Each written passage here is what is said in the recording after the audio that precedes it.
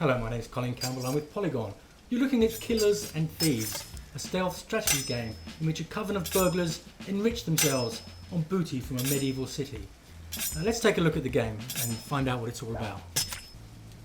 I played the game, which is out today over much of the last week, and found it to be a mostly enjoyable mix of action and tactics. The game was created as a solo project by Alex Thomas. He's a co-creator of the Banner Saga series of Viking role-playing games, and it's being published by Stoic, the company he co-founded. So what's it all about? Well, you can see here that it's a stealth game. I'm the character in blue, and I have to rob these buildings, these houses.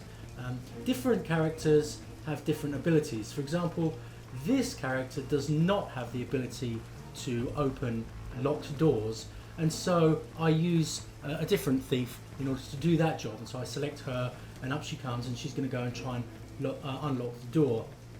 But these different thieves have different levels of stealthness, so to speak, and you can see those in the stats on the left-hand side. For example, you see that sort of eye next to her, and the number that's ticking down, and so that every time she is seen, that number ticks down. And if she's standing around in plain view and she's seen by a couple of guards in red, the number will tick down really, really fast. Whereas if she's seen by, say, a servant, it ticks down more slowly. And if she's hiding, you press H, and you can hide. Then it ticks down, really slowly, and that's quite useful. But once it's gone down to zero, the eye turns yellow and then it turns red. You really need to get out of there because you're in plain view all the time. You can't hide, and the bad guys, the guards, they will capture you and they will take you away, and you will not be able to use that burglar, that thief, for any missions for a number of days, for however long he or she spends in the clink. So the game is about just going through these houses, unlocking each of the rooms, and in some of the rooms randomly there are caches of either money or goods which you can then sell you can then sell through various shops. There's an overworld part of the game which I should talk about here, which is that you're in charge of this group of criminals. You recruit the criminals. On most of the capers, missions you take 4 of them or less, or fewer, I should say. And but you're doing lots of different things at the same time. This, for example, just to stop for a minute, this is a combat section wherein my thief, she has this ability to knife fight, which only a few of the thieves have this ability. But she's pretty good at it. So any guards that come along, she can take them out pretty easily. But generally speaking, fighting is not a good strategy, and you can lose your character.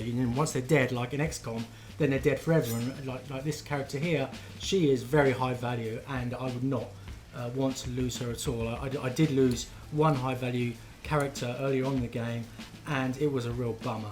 So as I was saying, in the overview, you're in control of this sort of vast map of a whole city, and you unlock different parts of the city, and you go in and you stake out the neighborhoods, and you look for the neighborhoods where you're going to find houses with high value goods to steal, which are shown through icons on the map. But you're also, there's a sort of day, you pass each day as you go along, but each day your organisation costs money. You have to feed and clothe, or pay wages to, I should say, the thieves that you have on your books. You have to keep thieves on your books who maybe aren't working all the time, because some of the story missions, they demand particular skills which, even if you just get the thief on to the mission, you might not use him or her that much afterwards, preferring to use those thieves with much higher rankings and ratings. Those rankings and ratings are upgraded through, as you conduct missions, you get experience points, and you can upgrade the soldiers, the thieves. And you can see here, she has been rumbled, she's down to 0, and she's gonna run basically and try to get away. And at this point, any guard who sees you is going to run after you, and if they catch you, then, you know, as I said before, they catch you. But if you get into that underground place, then you're safe. As soon as you get in there, you're completely safe. So here on the street, they don't bother me at all unless I've revealed myself to be a thief by losing my stealth abilities. And I move through the house, and now, as I'm moving through the house, there are some things that I like to do, which is to close the doors. You know, if you close the doors, then you're safe in there, and nobody can see you until they actually come up and you know, open the door. Another thing, you know, there's a box that I can't open because I don't have the skill for unlocking anything at the moment, which is a real pain. You've always got to take a lockpick with you on every mission, and even though my lockpick is not as skilled as I would like, I'm really focused on getting her upgraded as often as possible, and so she comes on every last mission, even though I can't use her as much as I would like. That's another reason for, you know, you've got these story missions, and so you can get through the story reasonably quickly, but you've got to kind of do your work and do these missions in order to get the necessary training so you can do those story missions, those tougher story missions, and also to get money coming in so that you can keep the organisation afloat. And you know, they can be a tiny bit samey, some of these missions, and you know, again and again and again, you're basically looking at these side view houses, and they're all pretty much of a muchness. And you know, if you don't enjoy stealth, you're not really going to get much of a kick out of it. And also, the stealth isn't absolute. You know, it's like I say, it's kind of a weird thing where you're spending the stealth in order to get through the missions. And so on some occasions, I'm like, you know what? I'm just going to go in and grab this stuff and run out, and I don't care if they see me, and I'll just spend the stealth, so to speak. And it's not a great strategy, but it just kind of shows how this game plays, as opposed to the sort of stealth games where, you know, if you're seen, then you're pretty much done for. The guards or whoever they are will kill you, or they'll come and get you. So this game does have a slightly different feel to it, in which being seen is not the end of the world, but losing all your stealth budget, you know, like here, I'm just running past the guard, and it doesn't really seem to be causing that much of a problem. But once I lose all my budget, then I really am in. It really is curtains for me. And for example, if I was down to 0 there, I wouldn't be able to just run past that guard. I would have been apprehended, which is not good, because you also lose. I think you lose the stuff that you've stolen as well. So in the overworld, the other thing that you do is you find these shops, these stores, and you kind of take over them, and you fence your stuff through these shops. And the shops have different specialities. So you know, one of them that comes with a standard is a bar, and any alcohol that you find, you sell through the bar. There's another store that I've got at the moment is just for goods, for general goods, you know, like candlesticks or whatever. And another shop that I have is for clothing, and there's quite a lot of clothing that you can find. And I did have a shop that was selling weapons, but I got rid of it because I wasn't finding many weapons, and the shops cost money to keep running.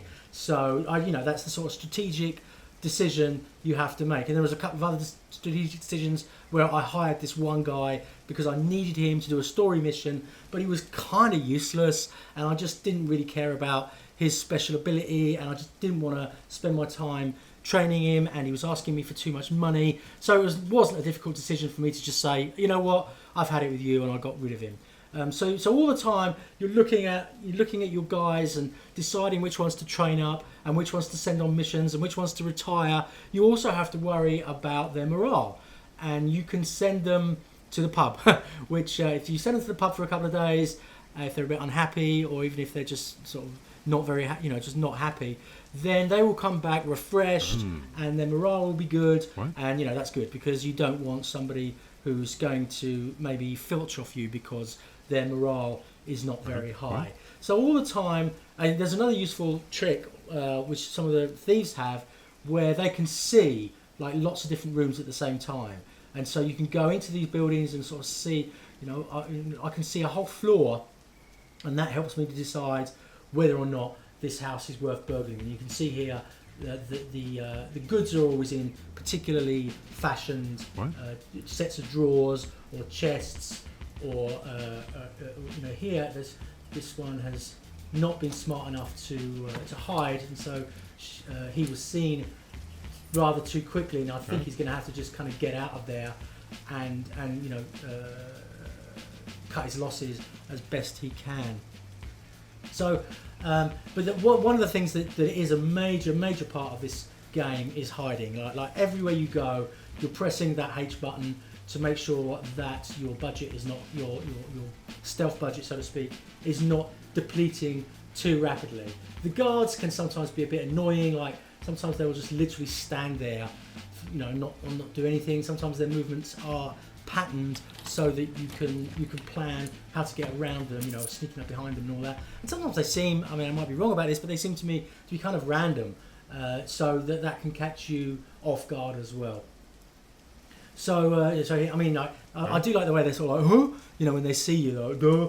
In that true time-honoured tradition of guards being a bit thick, a bit stupid, but they're also extremely violent, and once they get hold of you, they will have no compulsion whatsoever about putting you in chains and dragging you off to the hole for a few days, right. which is obviously bad for the organisation as a whole, because you need to be training and bringing your people up to speed as much as possible. And here, for example, he's been rumbled. He's got to do a runner and try to get away as quickly as possible. If he comes in front of a guard, he's finished. That's why, actually, luckily managed to get away, because generally speaking, when you're seen, you're finished. If there had been a guard just standing there on the street, the guard would have apprehended me. But so running and speed is a part of the stealth experience. It's not just about not being seen. It's about being in the right place and making sure you can escape fairly quickly. So those houses that are close to the escape pits are the ones that you kind of want to use. They're more easy to get through than the ones that are in the middle of the street where you're further away from safety. So Killers and Thieves, as I say, we didn't know anything about this game. They just sprung it on us a few days ago and said, hey, this is coming out next week, do you want a Steam key? So we said yeah, and I enjoyed it. There was some parts of it, as I said, did feel a bit samey, but I just felt like I always wanted to come back and do another heist and get better at it and train up my thieves so that they're just so much better and smarter than their assailants. And I got into sort of building up my empire, my crime empire, and taking over new parts of the city and taking over new shops and increasing my budget to the point where I could feel pretty comfortable that I wasn't going to run out of money and completely lose the game. There are no sort of save games, as far as I can tell, in this, so that once you die, you have to start all over again. The story is okay. It's a sort of standard medieval fare of sort of like going through this grimy town and taking as much money and goods as you possibly can, and coming across bad characters and rival crime lords and people of low moral character. So as I say, it's out today. It's called Killers and Thieves. You can find it on Steam. You can read more about the game on Polygon. My name's Colin Campbell. Thanks very much. Bye bye.